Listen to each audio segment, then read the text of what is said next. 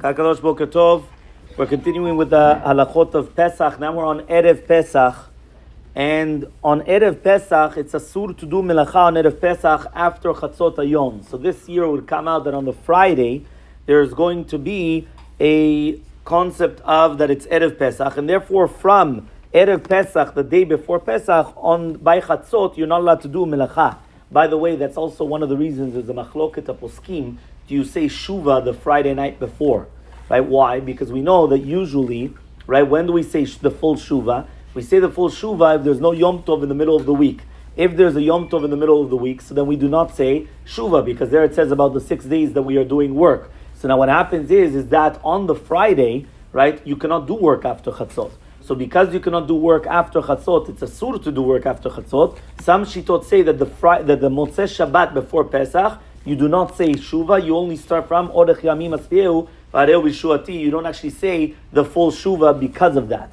Okay, so there's also going to be to do with that also concept. But this year, that comes out on Friday, so Erev Shabbat, which is also Erev Pesach, you're not allowed to do work from Chatzot Hayom onwards. There are two different reasons why you're not allowed to do work on Erev Pesach. One reason is that we didn't want you to be busy with doing your things, you're doing your work, and you have to be free in order to do, whether it's going to be the Echsher Kelim, whether it's going to be preparing for the night of the Seder, and everything else. The second reason is that since during when the Bet HaMikdash was around, right, and it should be around speedily in our days, there was an Isur for every single Jew to do a Melacha on Erev Pesach from Chatzot onwards, because that's when they used to bring the Korban Pesach. So even throughout the entire year, if a person would come and bring a Korban to the Mizbeach, that day was considered a Yom Tov for him. So therefore, since it was considered a Yom Tov for him, he wasn't allowed to do work. But Korban Pesach, since the time only starts from Chatzot onwards, so there was no isur of doing work before Chatzot Hayom, and the prohibition was only after Chatzot Hayom. Once the time comes that you're allowed to bring the Korban Pesach, now you're not allowed to work. So therefore, because of that, right, you're not allowed to work from Chatzot and onwards, because then it's considered a Yom Tov. Now, even though we do not have the Bet HaMikdash because of our sins, still there was no bitul of this concept of bitul melacha, and therefore once it was prohibited, and therefore we're not allowed to work on Erev Pesach from Chatzot and onwards. So there's two different reasons. Now you are allowed to do melacha through a goy, because Chachamim only said that Amidah legoy b'shvut, but on Shabbat and Yom Tov and Chol Hamoed, right? That's only to do with there. But on Erev Pesach, that there's no Kiddushat Yom Tov, you're allowed to tell a goy to do melacha, and he could do it. Or the same thing, you're allowed to come, and he's allowed to build a house through, right? Let's say, for example, he's building you a house. So it's not like Dinei Shabbat or Yom Tov or things like that now the goy is not allowed to do things for you on Shabbat and Yom Tov. Here, the goy is allowed to continue, but the Yisur is only on you.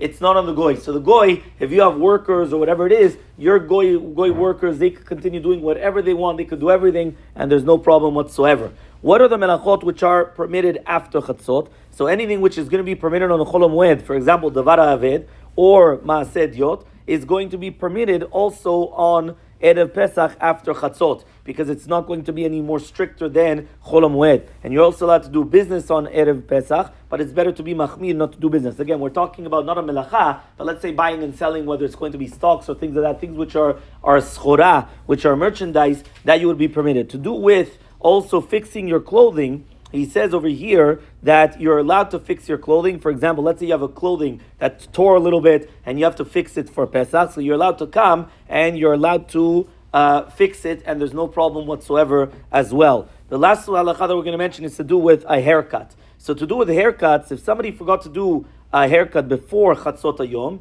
you're right, this is talking about, again, Friday, Chatzot, so I think it's around 120-ish. So therefore, he comes and he says over here, you're allowed to take a haircut after Chatzot through yourself, but not through another Jew. But he says, even if it's going to be bechinam. However, though, if you have an ani Yisrael, so for example, you have a Jewish person that he's a barber and he needs it because for his parnasah, then you're allowed to do it through him, or you could do it through a goy, as we already mentioned before, that you're paying a goy to take a haircut. Because remember that on Erev Pesach, also to do with haircuts, lechatechila should be done before Chatzot. If a person forgot and then he realized 1 second, I had to take a haircut, I didn't realize I didn't take a haircut, so then again you have either through an ani Yisrael, right? Or you yourself, you could give yourself a haircut if you're able to do such a thing, but you could not do it through a Yisrael, a Chaver, even if it's going to be a Bechinam. And then he says, or you could do it through a Goy, Bischar, after Chatzot.